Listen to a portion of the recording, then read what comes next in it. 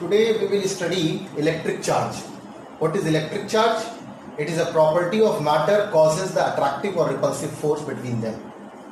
Means two electrically charged bodies either attract each other or repel each other. Now we have conductors and insulators. What are conductors? Conductors allow the electric charge to pass through it, whereas insulators do not allow the electric charge to pass through it. Now see the syllabus of this chapter. In syllabus you have to study Coulomb's law, SI unit of charge, that is Coulomb, permittivity of free space, epsilon naught, frictional electricity means how to charge is created by friction. Electric charge, there are two types, positive and negative, repulsion and attraction force between the charge bodies, quantization law and conservation of electric charge, Coulomb's law in vector form and superposition principle. In this chapter you have to study these parts. Now the first, how many types of charges are there? We have two types of charges. One is positive, second is negative. Similar charges repel each other. Positive and negative will repel each other. Whereas opposite charges will attract each other. Now, what is the unit of charge? So the SI unit of charge is Coulomb. The symbol is capital C. How the charge is being created? First method is friction. When two different type of material are rubbed against each other, they transfer electrons. Means charging by friction occurs when two different material rub against each other, causing a transfer of electrons. The body which lost electron become positive charge and the body which gains electron become negative charge. Now, conservation law of charge. Charge can neither be created nor be destroyed. It can be transferred from one body to another. This is conservation law of electric charge. Means electric charge can neither be created nor be destroyed, but it can be transferred from one body to another body. Means if a body is losing electron, then other one will gain electron. Quantization law of electric charge, important. What do you mean by the quantization? It means that charge of a system is integral multiple of basic electric charge on an electron or a proton. Means any charge will have integral number of electronic charge, that is 1.6 into 10 raised to power minus 19. There is a formula, Q is equal to Ne, where Q is the charge of a body, N is the integral number and E is the electronic charge, that is equal to 1.6 into 10 raised to power minus 19 coulomb. On this formula, numerical may be asked. Now, Coulomb's law, important topic. What is Coulomb's law? Any 2 point and stationary charge either attract or repel each other. Similar charge will repel and opposite charge will attract each other. The force between them will be proportional to the product of the charges of the body and inversely proportional to the square of the perpendicular distance. Let's see in the numerical form. The force between two charge body is proportional to the product of their charges and inversely proportional to the square of perpendicular distance. Means these 2 points which you have to learn for the formula. This force depends on the charge of the body and the distance between them, and third is the magnitude of the force depends on medium, means which type of medium is there between the charges. On combining these two proportionality, we will get F is proportional to Q1 Q2 upon R square. To reduce this proportionality, we have to introduce a constant. Let that constant is K. So F is equal to K Q1 Q2 upon R square. N stands for Newton, which is the unit of force. What is the value of K? Let's see the formula of K. K is equal to 1 upon 4 pi epsilon naught, where epsilon naught is called permittivity of free space. What is the value of epsilon naught? That is 8.84 into 10 raised to power minus 12 Coulomb square per Newton meter square. You do not worry to learn this value. Now, the definition of epsilon naught we will discuss later. When we will put the value of K in this formula, we will get F is equal to 1 upon 4 pi epsilon naught Q1 Q2 upon R square. N is Newton. What are the limitation of Coulomb's law? There are two limitations. Number one, the charges must be point charge and they must be stationary. These are the two limitations. Now, what do you mean by permittivity of free space? The permittivity of free space epsilon naught represent the capability of vacuum to permit electric field. Now, Coulomb's law in vector form, 1 and 2 marks question used to ask, means the formula of Coulomb's law you have to write in vector form. Let's see the diagram first. We have two charge bodies Q1 and Q2. Both are positive. Both will repel each other. The distance between them is R. The force applied by Q2 on Q1 is vector F21, means from 2 to 1. The force on Q2, that is vector F12, means from 1 to 2. Now, the value of F vector F21 will be equal to vector F21 is equal to 1 upon 4 pi epsilon naught Q1 Q2 upon R2, R square, and that is R cap 12. Now, force on Q2 is given by vector F12 is equal to 1 upon 4 pi epsilon naught Q1 Q2 upon R square R21 cap. R12 cap and R21 cap are opposite, so the negative sign used to come. So the force on this will be opposite to the force in this in direction. So either of the formula you may write for the vector form of Coulomb's law. Now, the last topic for this session is superposition of electric charge, electric forces. Means we have to calculate the net force acting on a body due to multiple charges. Suppose that we have a charge body Q. We have to calculate the net force acting on this body due to these three charge bodies Q1, Q2 and Q3. Let the force acting on Q due to Q1 is F1, due to Q2 that is F2, and due to Q3 it is F3. Then the resultant force of these three forces will be F. Now the formula of F will be F1 plus F2 plus F3, means you have to calculate the value of F1, F2 and F3 and add, you will get the net force.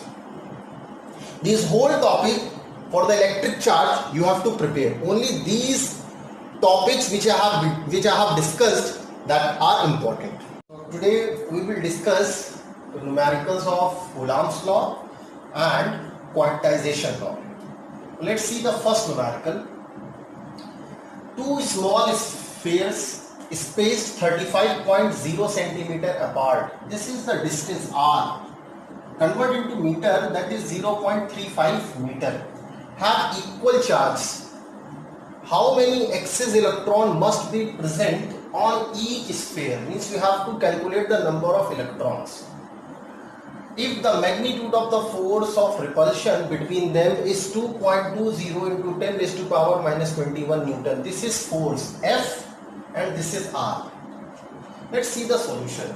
The Coulomb force between two equal charged spheres is, this is the formula, F is equal to K Q1 Q2 upon R square. Because it is written have equal charge, so Q1 is equal to Q2, that is Q. So Q1 and Q2, that is Q square. K is the constant, that is 1 upon 4 pi epsilon naught, and R is the distance. We know in the question F is given 2.20 into 10 raised to power minus 21 Newton and R is 35 centimeter or 0.35 meter. Electrostatic constant K, that is 1 upon 4 pi epsilon naught, having the value 8.988 into 10 raised to power 9. Instead of this, you may write 9.0 into 10 raised to power 9. Then we can find Q by keeping these value in this formula. When you will keep these value in this formula, the answer will come that Q is equal to 0.17 into 10 raised to power minus 15 Coulomb. C stands for Coulomb, which is the SI unit of charge. Then we can find the number of excess electrons. How? In the quantization law we had discussed Q is equal to Ne. Q is charge, N is the number of electron and E is electronic charge. So number of electron Ne is equal to Q upon E. Q is 0.17 into 10 raised to power minus 15 divided by charge of an electron. The charge of an electron is 1.6 into 10 raised to power minus 19 coulomb. When you will divide, the answer is approximately 1062 electron. Another example. In this question it is given, suppose that 2 microgram, it is 10 raised to power minus 6. 2 microgram of hydrogen is separated into its constituent protons and electrons. A hydrogen atom having 1 proton and 1 electron, and that of protons are all grouped together at one point and the electrons at another point, 3 meters apart. This is the distance r. What is the magnitude of the force between the two groups of charge? We have to find out the force F. Let's see the solution. The first step is to find how many protons and correspondingly electrons are there in 2 microgram of hydrogen. 2 microgram means 2 into 10 raised to power minus 6 into 10 raised to power minus 3 kg. This is the mass in kg. Mass of 1 proton, we know very well any atom having electron, proton or neutron, but in hydrogen only proton and electron be there. So, and the mass of electron is negligible, so whatever the mass of hydrogen is given is due to the mass of proton. So the mass of proton is 1.67 into 10 raised to power minus 27. So number of proton presented in 2 microgram of hydrogen will be equal to 2 into 10 raised to power minus 6 into 10 raised to power minus 3 divided by 1.67 into 10 raised to power minus 27. The answer will be 0.12 into 10 raised to power minus 19, 10 raised to power 19.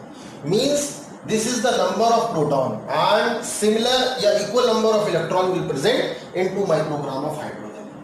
So then the charge of all protons grouped means the charge on all proton, that will be equal to number of proton into electronic charge, that is 1.6 into 10 raised to power minus 19 coulomb, while the charge of all electrons grouped, that is minus N, minus is due to the negative sign of the charge of electron. So N is 0.12 into 10 raised to power 19 into electronic charge. So we know very well, according to the Coulomb's law, the force F is equal to K Q1 Q2 upon R square. This is Q1, this is Q2. Minus sign you have to leave because there is a negative charge, there is a positive charge, so the force will be attractive. Now F is equal to K N square E square upon R square. Keep the value. N is this, E is 1.6 into 10 raised to power minus 19 and R is given 3 meter. On solving, the answer is 0.4 into 10 raised to power 8 Newton. Discuss third example. Let's see. In this question, it is written 2 small beads having positive charge, one 25 coulomb and 25 Q and second is only Q.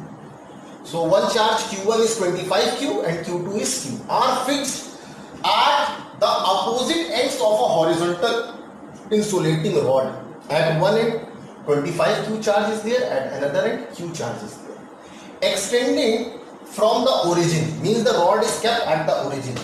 The location of the large charge to the point x is equal to d means the larger charge is kept when x is equal to d, means this is the position of the 25 Q charge.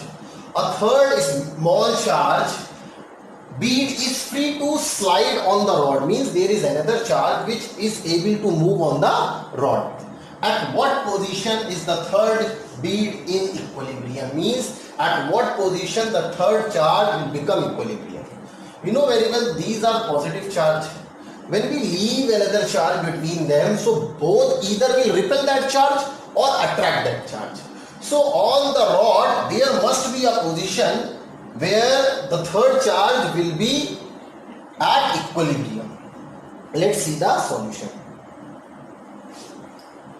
Let us assume that the position of the third charge is x. This is the position of third charge, that is x from the larger charge.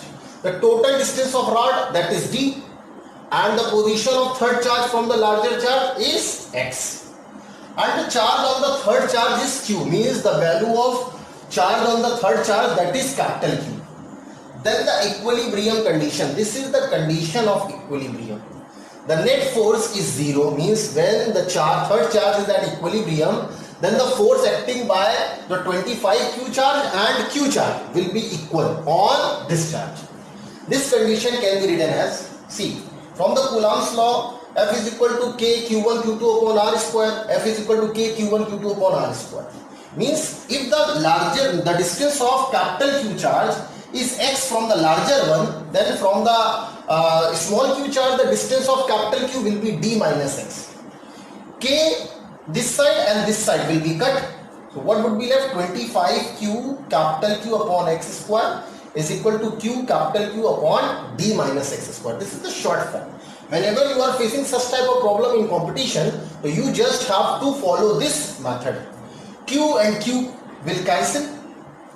Capital Q and capital Q will cancel. Now you have to find a relation of x over d. From this equation, we can find the distance x. Suppose that small q capital Q and small q capital Q will cancel. If we take out the square root of both sides, so it will be 5 by x. So 5 by x, and it will be 1 by d minus x. 1 by d minus x. Now cross multiply. 5 bracket d minus x is equal to x. 5d minus 5x will go to that side. So minus 5x will become plus 5x. 5x plus x, that is 6x. Now x is equal to 5 upon 6d. Let's see fourth example.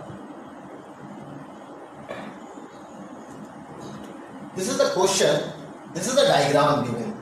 What is the question? If charge Q2, this is Q2, is in static equilibrium, means the total force on Q2 due to Q1 and this is 0. What is the value of Q1? Means you have to find out the value of Q1. In this diagram, we have three charges, Q2, Q1 and 5 nanocoulomb. 1 nano means 10 raised to power minus 9. So, if it is at equilibrium, then the force due to this charge and this charge must be equal and opposite. Let's see. Assume that charge Q2 is positive. The result does not depend on the sign of the charge Q2, because in this the force will be either attractive or repulsive. That is why we are leaving the sign over it. Then the force F3 exerted on this charge by the positive charge Q3. This is Q3. Is pointing to the left side. Suppose that it is plus, it is plus, it is plus. So it will repel this charge in this direction. Is pointing to the left as shown in the figure below. The magnitude of this force can be found from the Coulomb's law. F3 is the force of this over this. That is K, Q2 and Q3. Mod Q2, mod Q3. Upon the total distance. Let this is R1, this is R2. So total distance will be R1 plus R2 whole square. This is Coulomb's law. Now here the distance between the point charge Q2 and point charge Q3 is, that is R1 plus R3 is equal to 10 plus 40, that is 50. Means this distance is equal to 50 centimeter. So here you have to keep in meter. See, the diagram is converted in this form. Means on this charge, Q2 charge, the force due to this is F3 and due to this is F1. This distance is 10 centimeter and this distance is 50 centimeter. Then net force exerted on charge Q2 should be 0. It means that the force F1 equal to force F3 acting on each other. So F1 is equal to F3. Now what will be the value of F1? F1 is equal to Q2 and K Q2 into Q1 upon R1. Q2 into Q1 into R1. Now, because the net force must be 0, means equal, F1 and F3 must be same. So this is the value of F3 and this is the value of F1. KE and KE will cancel. Q2 and Q2 will cancel. Do not change in meter, because both having the centimeter distance. So if you are dividing by the 100, it does not change the value. So on solving it, we will get Q3 upon R1 plus R3 whole square is equal to Q1 upon R1 square. Now, if you will put the value, Q1 is equal to R1 will go to this side. So Q3 R1 square upon R1 plus R3 whole square. So Q3, the charge of Q3 was 5 coulomb, 5 nanocoulomb actually. So 5 nanocoulomb, it is R1 that is 10 centimeter whole square, it is R1 plus R3 that is 50 centimeter whole square. It does not been changed for the meter because both are centimeter, does not affect the value. Then the answer will come 0.2 nanocoulomb. Since the charge Q1 is negative, then Q1 must be equal to minus 0.2 nanocoulomb.